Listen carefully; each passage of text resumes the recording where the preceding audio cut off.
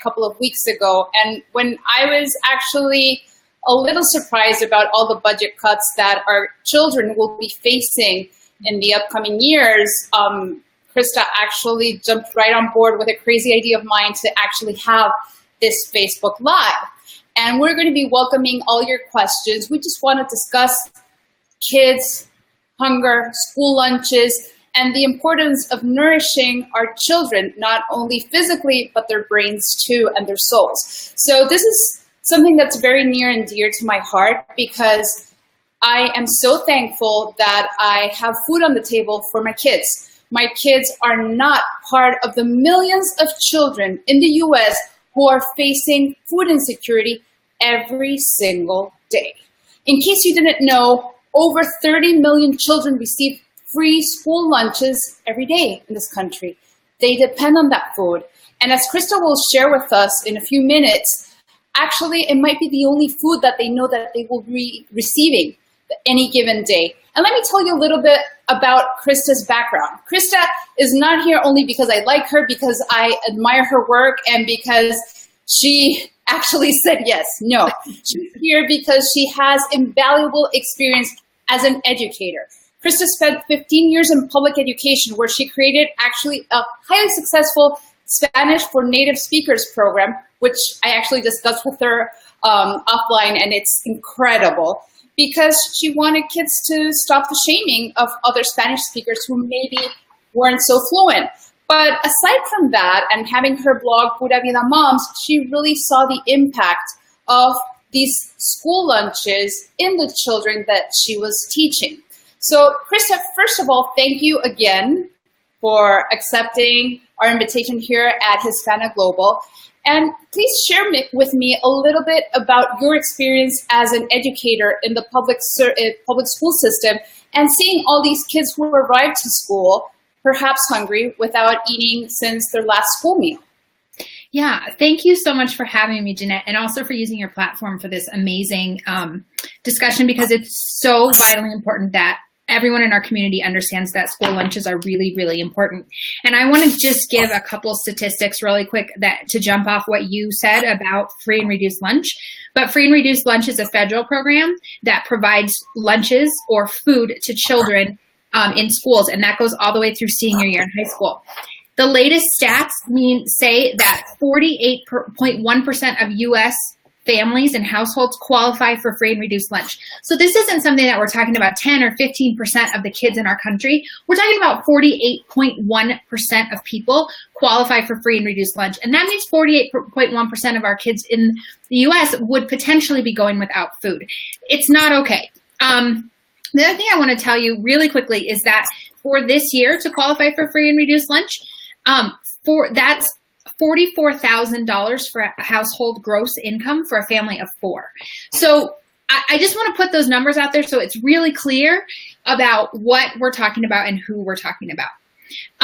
What I saw a lot is in teaching. I taught in high poverty charter schools and public schools for 15 years. And I guess the one anecdote I really wanted to share is around when we would have Christmas break or spring break, as teachers, we were always super excited to go somewhere, lay at home, watch TV, watch Netflix. And it was pretty soon when we started to realize that like most of our kids didn't want to go on break. They would have preferred to come to school, because as soon as they went home on break, they weren't sure where their next meal was coming from. Or a holiday for them meant working in order to pay for their own food.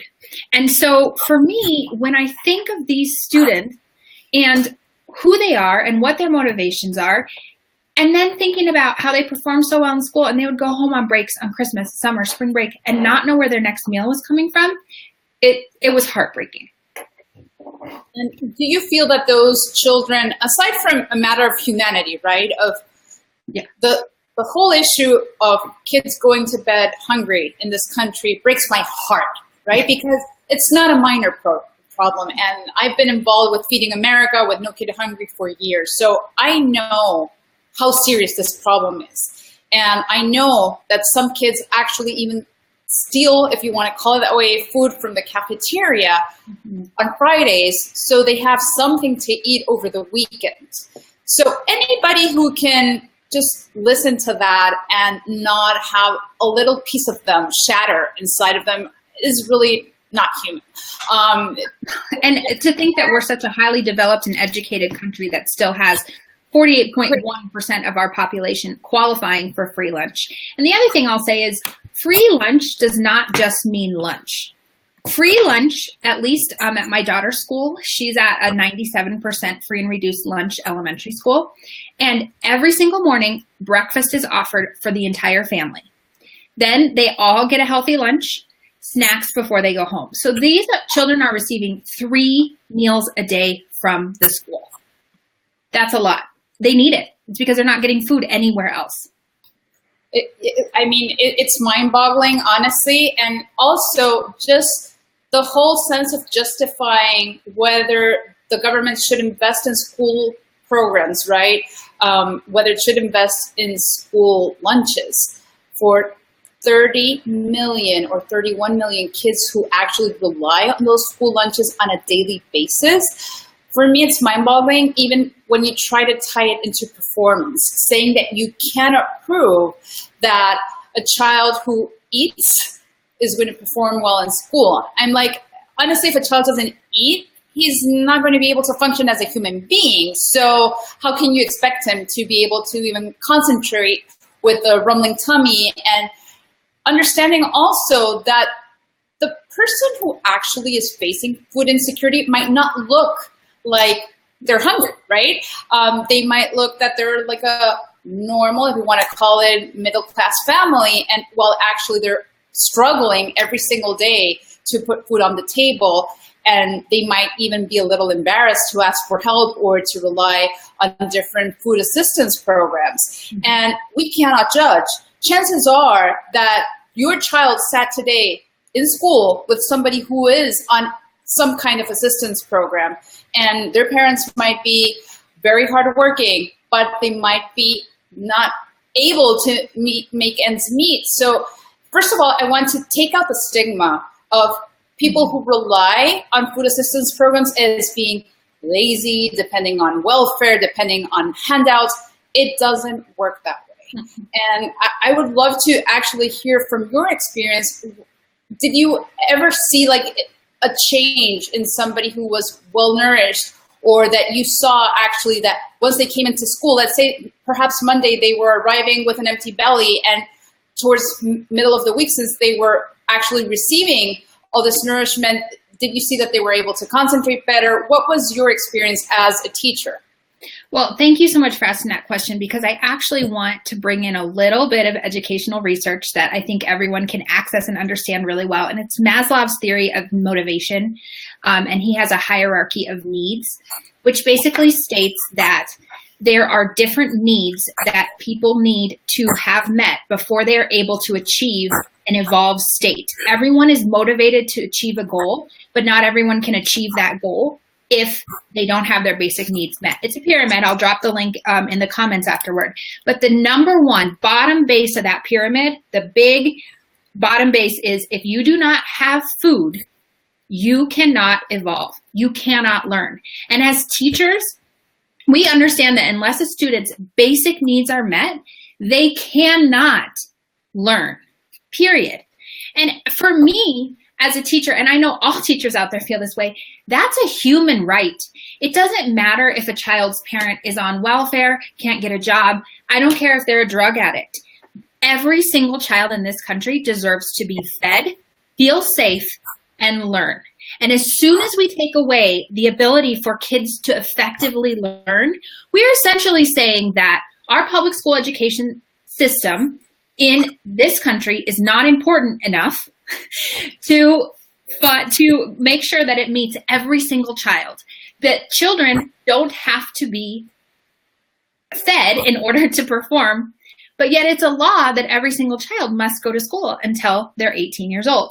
And the second thing that I want to say is really to kind of rebut the idea that students don't change performance when they're hungry. And I just want to talk a little bit about the students who are in the depths of poverty, who are struggling, who are hungry. And those students are the most motivated to get out of their situation. I have never seen children work so hard as the ones whose parents were immigrants and came over here and sweep the floor so that they can go to high school and get a college education and support their family. Or younger students who want to grow up and be like the teacher or the doctor and can have that dream because of our education system and because of our free democracy. Those students, when it comes time to take the test, doesn't matter how hungry they are. They will perform because it's their only way out. But that doesn't make it right. We cannot say, well, performance, they're performing, so we don't have to give them food. This is the United States of America. Every single child should have food. And so, yes, of course, when we started the free breakfast program and we served breakfast during first period every morning, students all of a sudden performed so much better, even during just that one period that I would have them. They would come to school, we would have breakfast, we would talk for 15 minutes and get started. And it didn't matter to me that it cut 15 or 20 minutes out of my lesson because the kids were alert and they were ready to learn.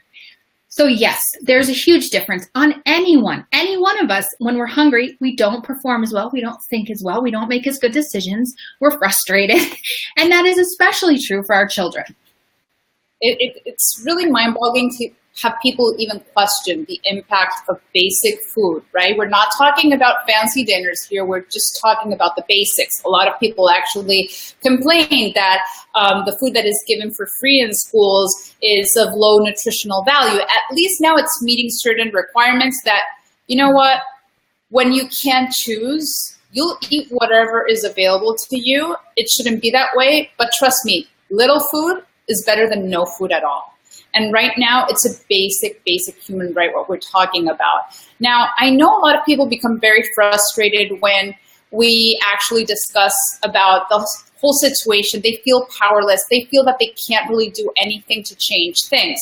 Actually, we all have the power to change this and to end childhood hunger. I mean, I know President Obama wanted to end childhood hunger by 2015. It didn't happen. I wish it would have. It really didn't. Millions of kids actually go to bed hungry every single night.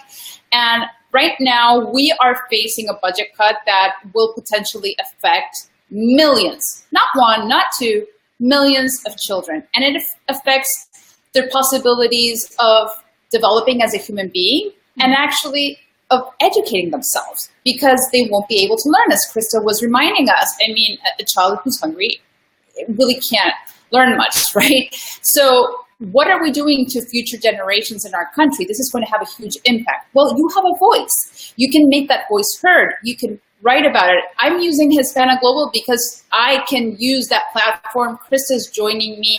And I know a lot of moms and parents are joining me. A lot of people actually care. This is not about politics. This is not about party lines. This is really just caring for our children. So I actually took the time to research a little bit about, aside from politics, right? Aside from telling your senator, your state representative, your mayor, anybody that you have access to, just send an email, call, express to them that you care about this, that this is something that affects you as a human being, as a voter, okay? But aside from that, we can also volunteer in food banks. We can actually also help NoKidHungry.org, FeedingAmerica.org. Feeding America actually has a backpack program in which they provide meals in a backpack so that way kids can take that home and have food over the weekend.